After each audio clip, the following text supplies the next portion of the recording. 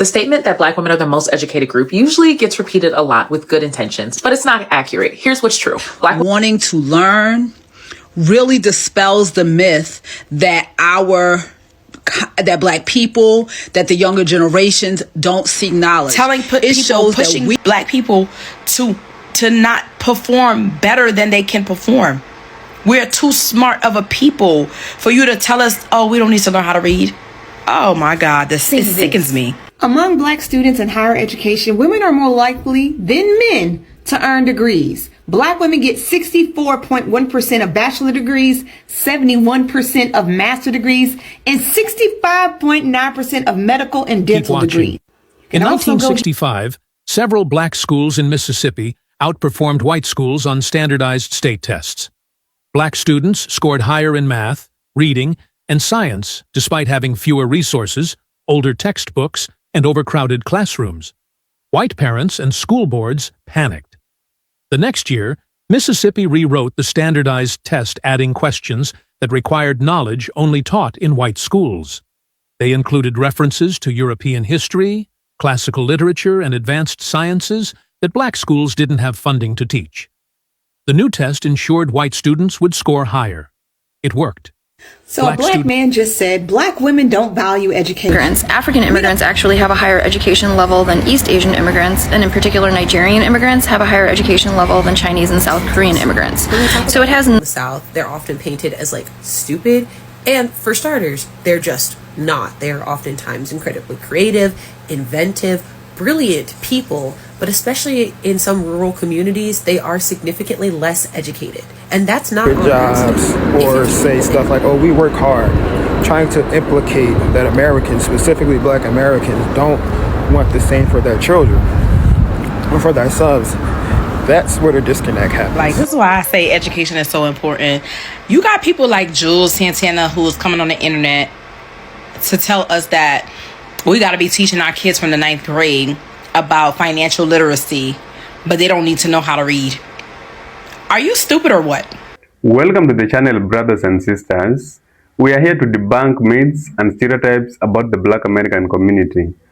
So if you've been around for some time, one of the most common things you've heard about Black Americans is that they don't value education, They have always been branded as uneducated, anti-intellectual, or that they don't just care.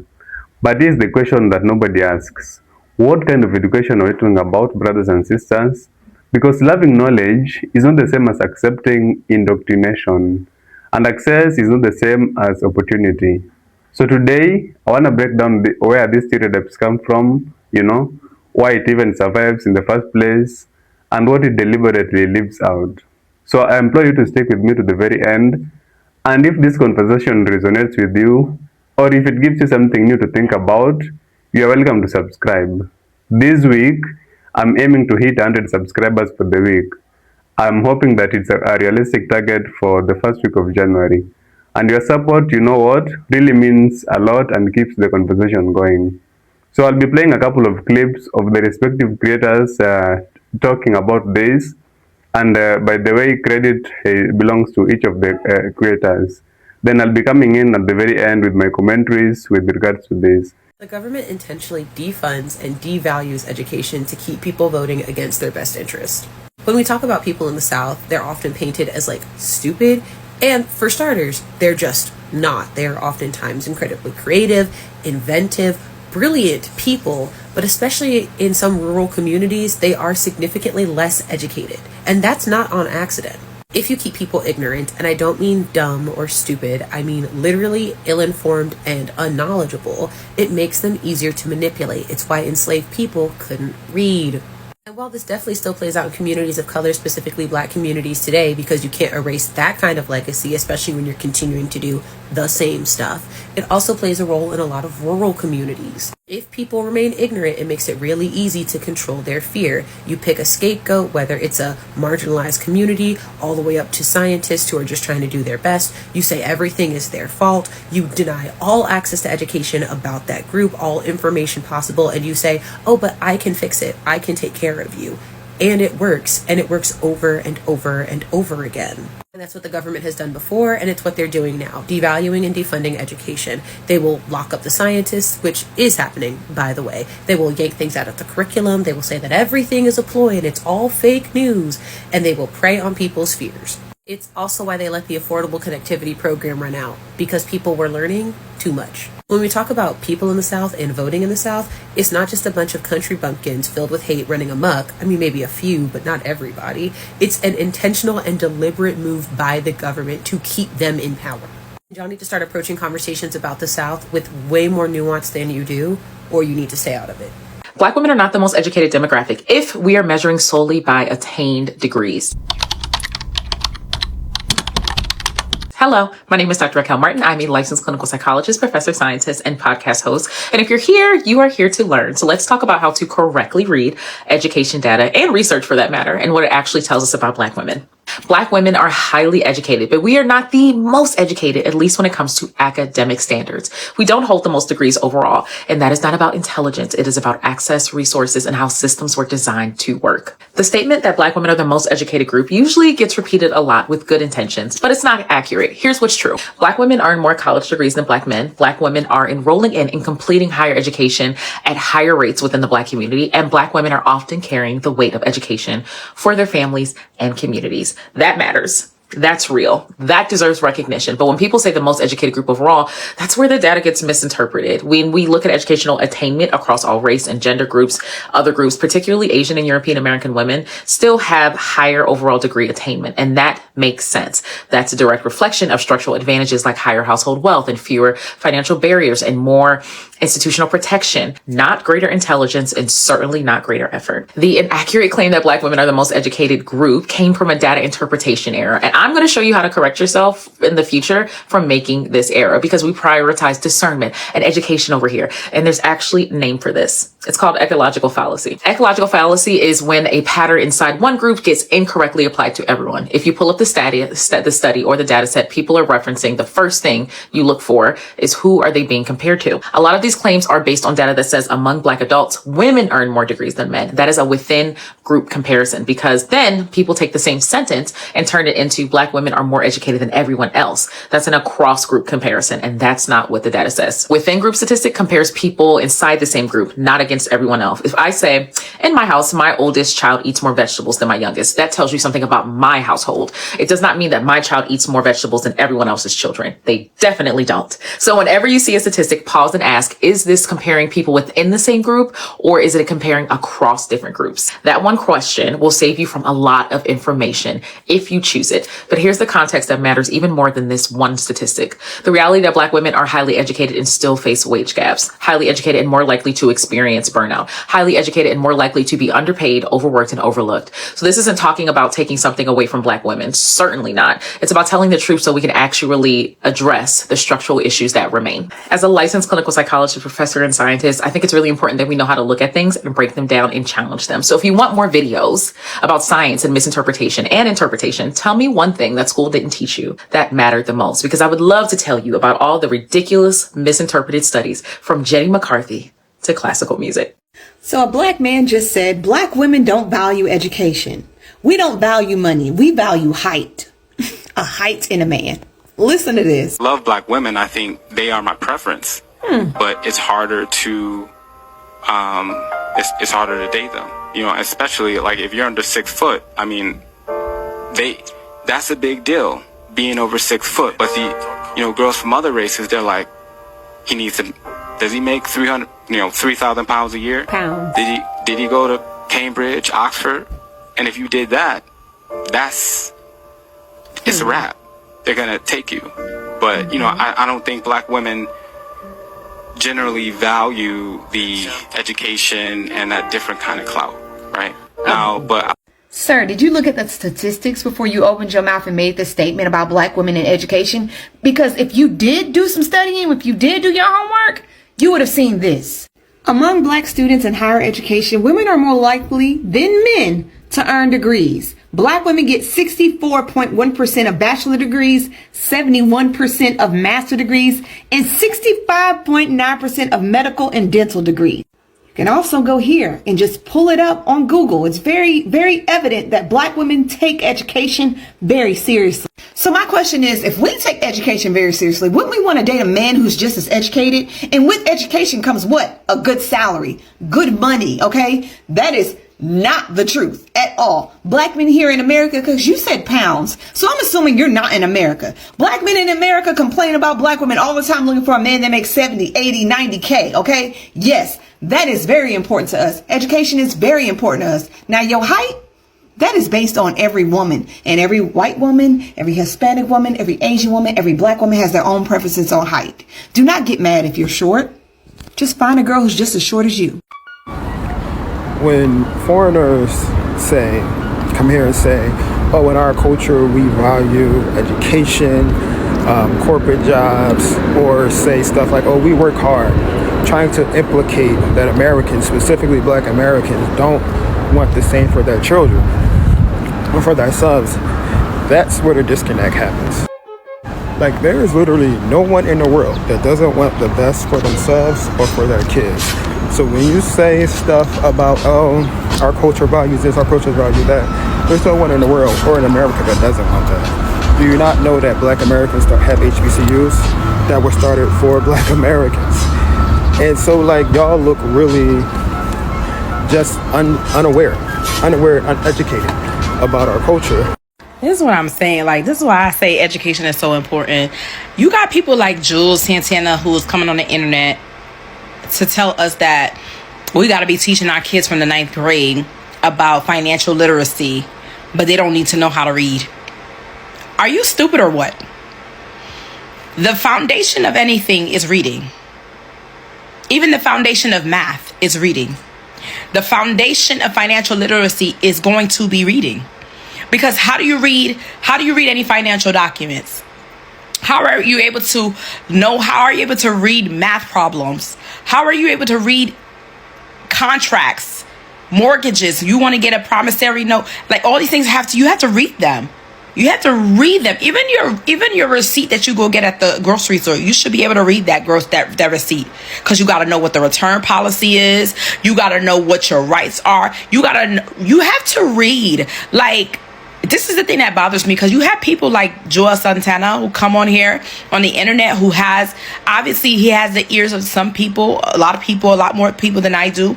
And he is spreading, especially in the Black community, and pushing the most diabolical message you could push, which is they don't need to know how to read. And then you wonder why your child is in the 11th grade reading at a 3rd grade level. Because you got people like him that's saying, oh, they don't need to know how to read. And guess what? There are people who are going to run with it. And that's why I don't get it. Like, Black people, they not only take education lightly, they don't respect education. They don't respect it. They don't respect education. We having this conversation about Mike Epps saying that we shouldn't congratulate men coming from prison. We should stop throwing parties for them. We should stop doing it. Rightfully so. And there are people who are commenting and saying, they're like, yo, I graduated with my master's degree. I graduated college. I, did this and I had this accomplished, had this. No one ever congratulated me. But we want to sit here and congratulate somebody who just came from jail. Like, I don't get it. The Black community is so flawed in their thinking when it comes to education, and then want to know why we are in last place on everything. Because the one thing that you should value that will give you an edge in this game of life, you don't take it seriously. For you, it's a joke. For you, it's not necessary. Oh, it's a white. Here's the thing. You want to be on the board, and you want to play the game with these people. You want to be able to sit up there and play the games with these people. When I say these people, right? But you're not realizing, in order for you to play this game with them, so you could at least compete with them in this game of life, in this game of economics and things of that nature, politics, all these things, you have to get on their level. How do you get on their level? You have to get educated like them. Like, it's not just simple as, oh, oh my gosh, people are so stupid. Oh my God, people are so stupid. Like, if you want to play this game, how do you win the economical battle in America and compete with your white counterparts, because y'all always say the white people is your enemy. How do you play the game with them? How do you compete against them if you can't even compete against them in basic math? If you cannot even graduate high school, if you cannot even go to college because you think it's a white man's education. You don't ever think to yourself why they continue to push, oh, go to trade school, you don't need college. But they're still sending their white kids to college. You don't think that's a problem? You don't think that's manipulation? You don't think that's a game that they're playing? Oh no, you're not that smart. Because that's an insult to me. I take it as an insult. I wish a white person would tell me I shouldn't have went to college. Oh, you don't need to go to college. You should just go get a trade. Or you should just work at the post office. You should just go get one of those jobs that you don't necessarily need a college degree for. I'd feel insulted because, for one thing, you're telling me I'm not smart enough to compete with you. Secondly, you're telling me that I'm not good enough and I'm a black person. I need to stay in my lane. That's a problem for me. Y'all need to start getting angry. And when I say angry, I mean righteously angry. Stop sitting here pushing black people to not perform better than they can perform. We're too smart of a people for you to tell us, oh, we don't need to learn how to read. Oh my God, it sickens me. One of the things that holds us back a lot is the lack of education and the lack of value placed on knowing your language and knowing your culture. And that's really what makes it hard, because we first have to convince people that this is important for them to even take a step, which is why a lot of the students, a lot of the parents, families that come through our program who are successful are ones who come to us with, they already have a conviction. These conversations need to be had where we start elevating, our culture and elevating our language and making it important. Yeah. And like I said, placing value there. In high school, they want you to learn Spanish, French, or Japanese. Why isn't there also the same value placed on not just Tumoru language, but on indigenous people knowing their own language? 100%. First of all, no racial group is a monolith. There are Asians who study hard, there are Asians who don't. There are black people who study hard, and there are black people who don't. And second of all, can we take a step back and recognize how ridiculous it is to compare racial groups in a country that have completely different backgrounds and histories? But in the US, among high selectivity immigrants, African immigrants actually have a higher education level than East Asian immigrants, and in particular Nigerian immigrants have a higher education level than Chinese and South Korean immigrants. So it has nothing to do with Asian or black. But do you know why we started comparing Asians and black people in the United States? It's because in the 1950s and 60s, when the United States was engaging in military actions in Korea, Vietnam, Cambodia, and Laos, bringing democracy to Asia and fighting against communism, as the civil rights movement gained in momentum and attention, people around the world started wondering, with all of the racism and injustice in the United States, who are Americans to go to any other country and tell them how to be? So the United States said, no, Chinese Americans and Japanese Americans are being great. You can look, they're not protesting. They're quiet, they're working hard, they're living their lives, and they're doing fine. The problem is the loud, angry, protesting black people. And do you notice how the model minority myth only ever goes in one direction to make black people look bad? Because let's take the model Asian who studies really hard. Do you know who else they're studying much harder than? White people. In 2021, among 18 to 24-year-olds, college enrollment among Asian Americans was 60%, among white people it was 38%, and among black people it was 37%. So among white and black people it was about the same. But struggling white people do not get told you would be doing better if you were more like Asian Americans with their strong family values and their emphasis on academics. As a matter of fact, when Asians get compared to white people, Asian success is an indication that Asians are stealing opportunities and resources from white people and that we don't belong here. In the 1960s, black students in Mississippi scored higher than white students on state exams. So the state rewrote the test to make sure it wouldn't happen again. They couldn't accept that black kids were smarter, so they rigged the system. This is documented. Keep watching. In 1965, several black schools in Mississippi outperformed white schools on standardized state tests. Black students scored higher in math, reading, and science despite having fewer resources, older textbooks, and overcrowded classrooms. White parents and school boards panicked. The next year, Mississippi rewrote the standardized test, adding questions that required knowledge only taught in white schools. They included references to European history, classical literature, and advanced sciences that black schools didn't have funding to teach. The new test ensured white students would score higher. It worked. Black students' scores dropped, not because they were less intelligent, but because the test was designed to exclude their knowledge. This tactic spread nationwide. Standardized tests became tools to justify inequality, not measure ability. Today, the SAT and other standardized tests still reflect this legacy, favoring students from wealthy, predominantly white schools. The average black child reads at a 4th grade level. The average high school graduate in the United States reads at a 6th grade level, at best. But you're upset that the Department of Education is closed down? Since it has existed in 1978 when it came into existence, the United States has continued a stupefying downward spiral where we now rank in the bottom 30% globally in terms of science, technology, engineering, and mathematics. And for all of you complaining, talking about, well, what's going to happen to my child that has an IEP? What's going to happen to my child getting school lunches? First of all, school lunches is now being moved to being handled by the U.S. Department of Agriculture. My children with IEPs, those IEPs are not going to be handled by and those with special needs as well, will be handled and have been moved to the U.S. Department of Health and Human Services, which is headed by Robert F. Kennedy Jr., who takes a great interest in America's health. Make America healthy again. Robert Kennedy is going to do a great job. But because Jasmine Crockett told you this was going to negatively impact us by the closing of the Department of Education, you believed it. Because CNN told you, you believed it. Shout out to Michaela Montgomery for waking it up on the last, I think it was I Keep It Classic podcast that she did. Y'all have to stop listening to the narratives. And first of all, how has its existence helped us anyway? Especially to my black folks. I just told you that the average black child, the average black boy or girl reads at a 4th to 5th grade level at max by the time they graduate high school. The average white, black, Hispanic, or Asian child that graduates from a United States public school reads at a 6th grade level.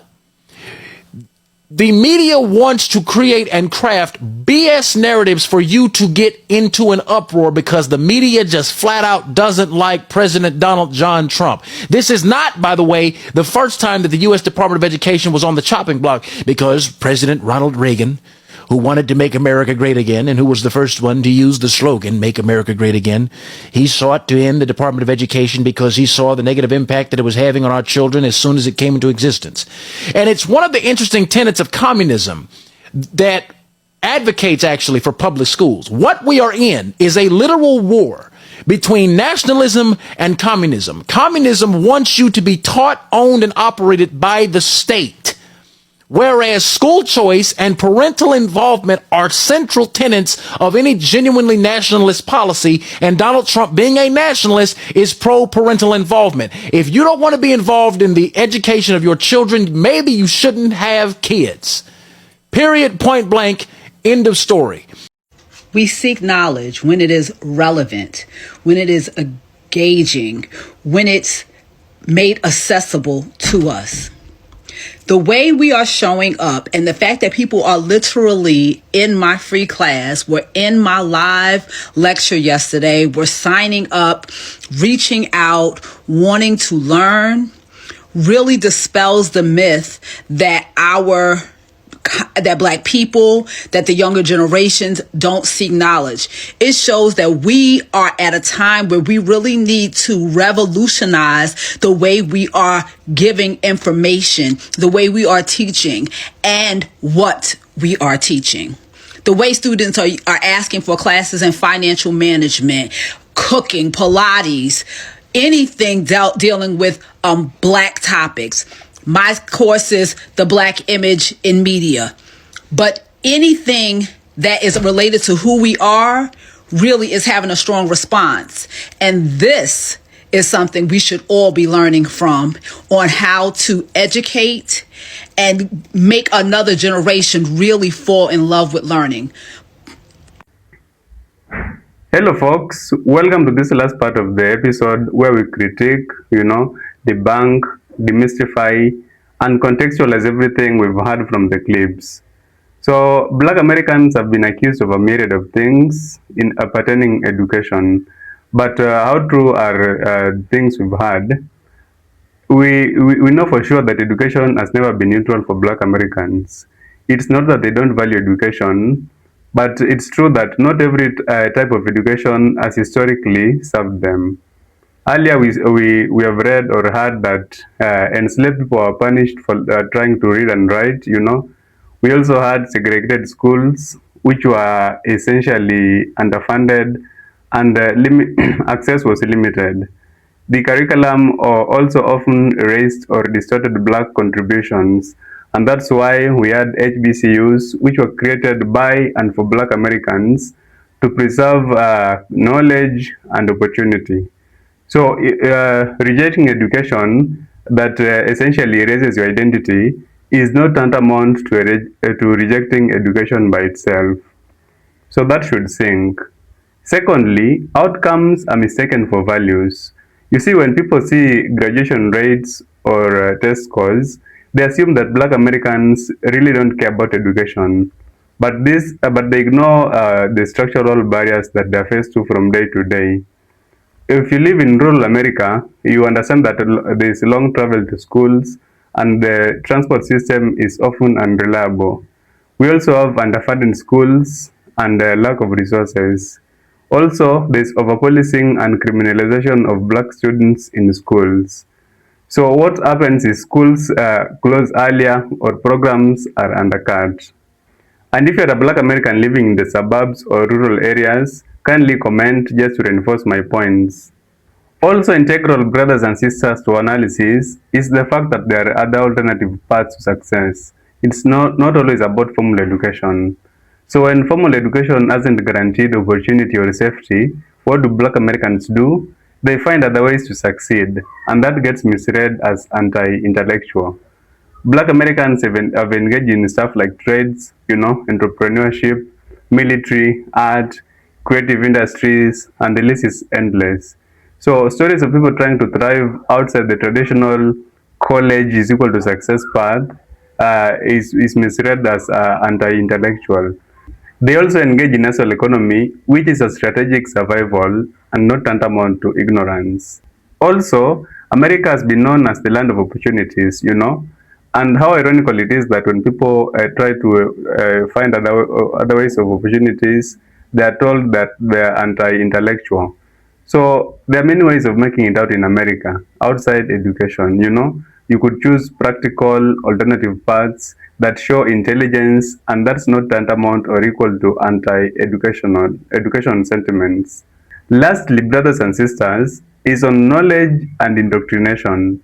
Black Americans, they do love education. What they abhor is indoctrination. So that's why you would see them more often than not insist on truthful, you know, relevant education, and that's what they don't get in the system. Summarily, skepticism towards a bus education system is not ignorance, brothers and sisters. It's just critical thinking. So as I come to the conclusion of this, when people say that black Americans don't value education, they're actually reacting to something else: a history of exclusion, miseducation, and systemic barriers. And that's my take on this very important subject matter.